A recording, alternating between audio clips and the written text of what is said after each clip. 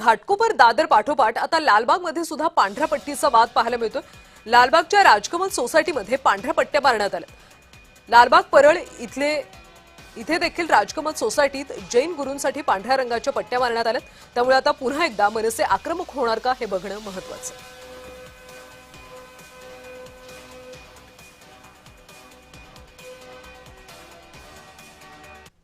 घाटकोपर मध्ये एका सोसायटीत जैन साधूंसाठी मारलेल्या पांढऱ्या पट्ट्यांवरनं मोठा वाद निर्माण झालेला पाहायला मिळाला होता।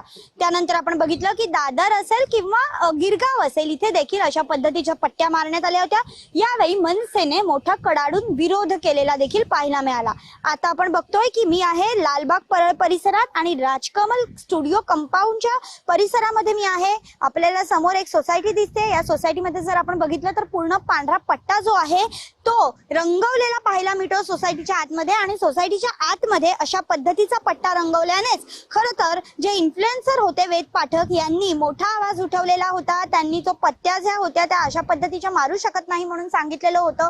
खरं तर या पट्ट्या ज्या आहेत त्या जैन धर्मीय साधूंसाठी मारण्यात आलेल्या आहेत। त्यांना चालण्यासाठी शेवाळ जेव्हा होतं पावसाळ्यामध्ये तर त्या शेवाळाच्या खाली जीवजंतू असतात आणि ते त्यांच्या पावलांनी मरू नये म्हणून अशा पद्धतीच्या पांढऱ्या पट्ट्या ज्या आहेत त्या मारल्या जातात। आणि पांढऱ्या पट्ट्यांमुळे आपण जर बघितलं तर शेवाळ जी आहे ते साचत नाही अशा पद्धतीची माहिती जी आहे ते जैन साधू जे आहेत ते देताना पाहायला मिळतात।